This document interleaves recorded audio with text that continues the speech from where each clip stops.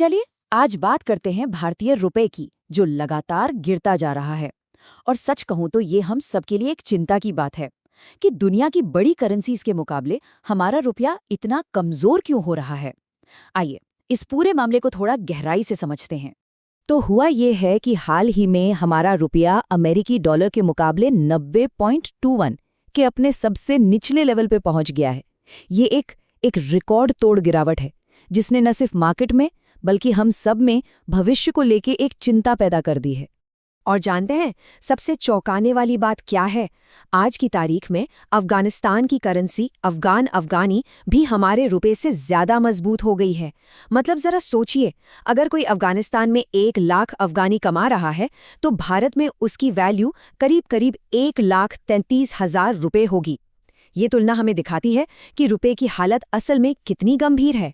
तो सवाल यही है कि भारतीय रुपया इतना कमजोर हो क्यों रहा है। आखिर डॉलर के मुकाबले इसमें इतनी गिरावट क्यों आ रही है। चलिए इसके पीछे के जो मुख्य कारण हैं उन्हें एक एक करके समझते हैं। तो रुपए पे जो ये दबाव बन रहा है ना, वो किसी एक वजह से नहीं है, बल्कि कई घरेलू और इंटरनेशनल फैक्टर्स एक साथ काम कर रहे हैं। मोटे तौर पे देखें तो 4 बड़ी वजहें हैं जो रुपए की कमर तोड़ रही हैं। पहला, हमारा बढ़ता हुआ व्यापार घाटा। दूसरा, विदेशी निवेशकों का बाजार से पैसा निकालना। तीसरा, अमेरिका के साथ ट्रेड एग्रीमेंट को लेकर जो अनिश्चितता है वो। और चौथा, कच्चे तेल की बढ़ती कीमतें। तो सबसे पहले और सबसे बड़े कारण की बात करते हैं, भारत का बढ़ता व्यापार घाटा। अब ये व्यापार घाटा क्या है? बहुत आसान शब्दों में इसका मतलब है कि हम दुनिया से सामान खरीद ज्यादा रहे हैं और बेच कम रहे हैं। अब जब हम ज्यादा खरीदते हैं तो पेमेंट डॉलर में करनी पड़ती है, जिससे डॉलर की डिमांड बढ़ जाती है और हमारे रुपये पर जबरदस्त प्रेशर पड़ता है। और अगर आंकड़ों पर नजर डालें तो ये कहानी और भी साफ हो जाती है। सिर्फ अक्टूबर 2025 की बात करें तो हमारा एक्सपोर्ट यानी जो हमने बेचा वो था 34.4 अरब डॉलर, और हमारा इंपोर्ट यानी जो हमने खरीदा वो था रिकॉर्ड 76.1 अरब डॉलर। अब आप खुद ही सोचिए ये कितना बड़ा गैप है, और यही गैप हमारी अर्थव्यवस्था पर भारी पड़ रहा है। अच्छा, तो सवाल ये है कि हम ऐसा क्या खरीद रहे हैं जो इंपोर्ट बिल इतना बढ़ गया। सबसे बड़ी वजह है सोना। त्योहारों के मौसम में सोने का इंपोर्ट 3 गुना बढ़कर 14.7 अरब डॉलर तक पहुंच गया। इसके अलावा इलेक्ट्रॉनिक सामान की खरीद में भी आप देखिए 19% का जबरदस्त उछाल आया। अब आते हैं दूसरी बड़ी वजह पर, और वो है विदेशी निवेशकों का हमारे शेयर बाजार से पैसा निकालना। देखिए, जब भी विदेशी निवेशक अपना पैसा निकालते हैं तो वो रुपए बेचकर डॉलर खरीदते हैं, जिससे रुपए पर दबाव और ज्यादा बढ़ जाता है। और ये कोई छोटी मोटी रकम नहीं है जिसकी हम बात कर रहे हैं।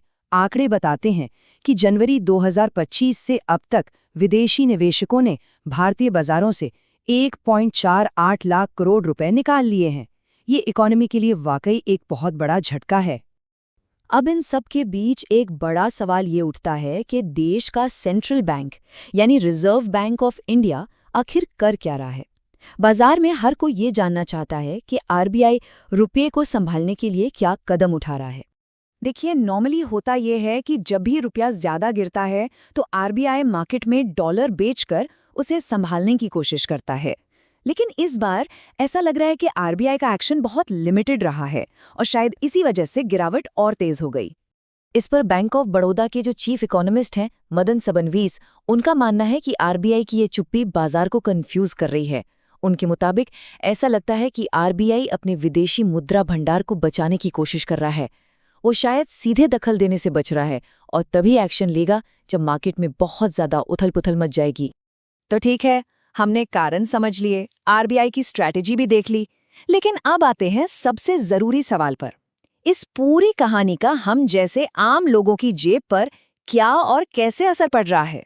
क्योंकि आखिर में रुपए का गिरना सिर्फ अखबारों की हेडलाइन तो है नहीं, इसका सीधा असर हमारी रोजमर्रा की जिंदगी, हमारी रसोई और हमारे महीने के बजट पर पड़ता है। पर कैसे, चलिए समझते हैं। देखिए, ये एक सीधी सी चेन है, इसे समझना बहुत आसान है। जब रुपया कमजोर होता है तो हमें विदेश से कोई भी सामान खरीदने के लिए ज्यादा रुपए चुकाने पड़ते हैं। इसका मतलब हुआ कि इंपोर्ट यानी आयात महंगा हो गया, और जब आयात महंगा होता है तो देश के अंदर उन चीजों की कीमतें बढ़ जाती हैं। बस इसी को महंगाई कहते हैं। और इसका असर आपको लगभग हर चीज पर दिखेगा।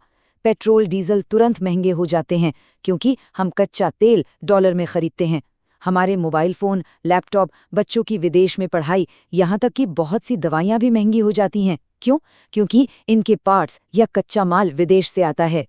तो अब इन सब के बाद आखिरी और सबसे बड़ा सवाल यही है कि आगे क्या होगा। आरबीआई रुपए को और गिरने से बचाने और साथ ही महंगाई को भी काबू में रखने के बीच ये बैलेंस कैसे बनाएगा? ये एक बहुत बड़ी चुनौती है और आने वाले कुछ महीने भारतीय अर्थव्यवस्था के लिए बहुत बहुत अहम होने वाले हैं।